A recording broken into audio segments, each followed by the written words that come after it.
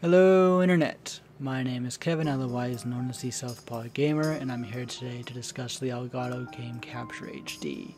This is an external video recording device that is an HDMI pass-through, and it is initially intended for use with consoles, as you can see with this short introduction.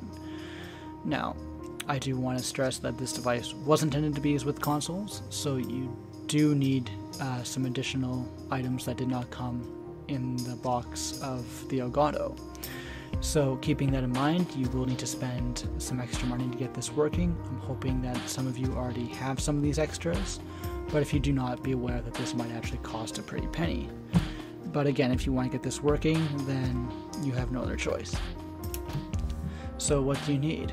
Well, number one, and the most obvious, is an HDMI monitor, which most of you already have.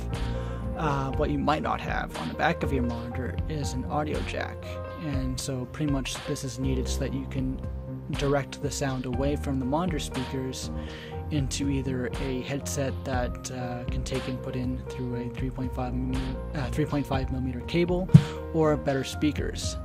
The second item you will require is a powered HDMI splitter.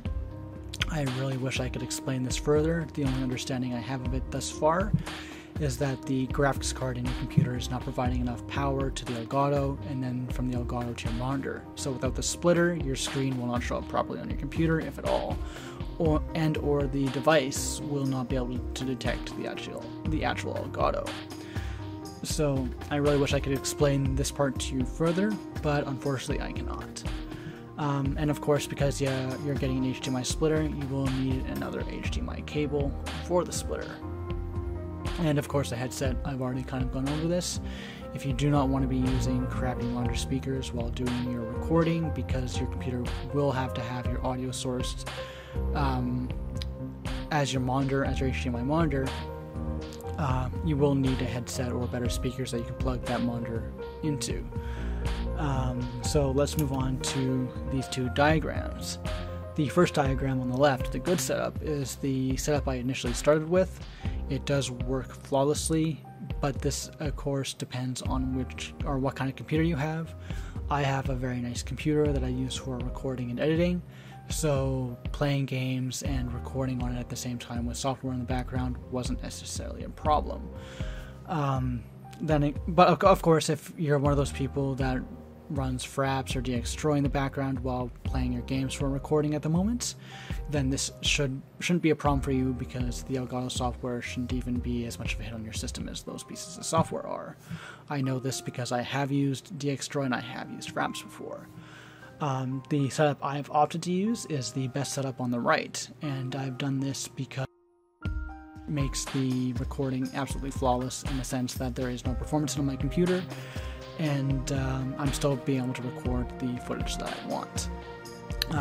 The main advantage of the Elgato for a lot of people, and for a buddy of mine that created the exact same setup I have, is that there are no frame drops.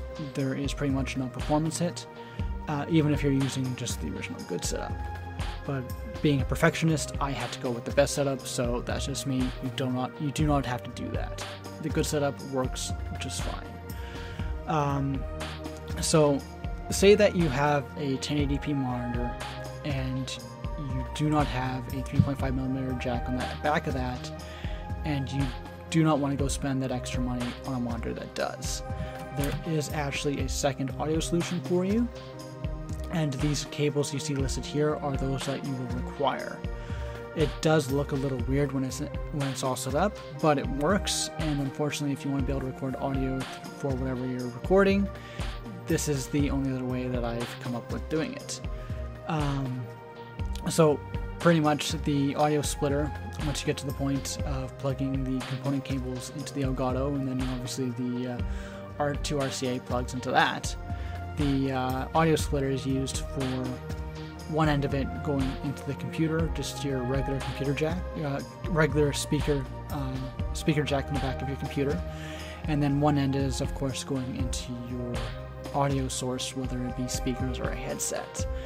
Now, I do want to say that the audio might not be the best quality, as it is not you're splitting it so many times, you're using so many cables.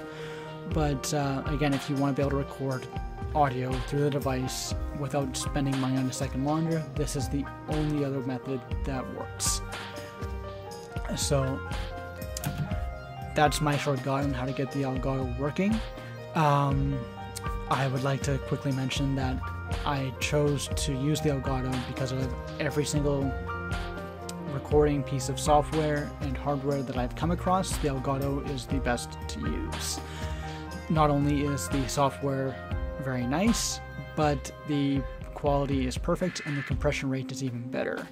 I found that using computer programs such as Fraps and Dxtroy was requiring extraordinary amounts of hard drive space just to be able to record flawless video, and to me this was absolutely unacceptable because I wanted to be able to make longer videos without running out of computer space.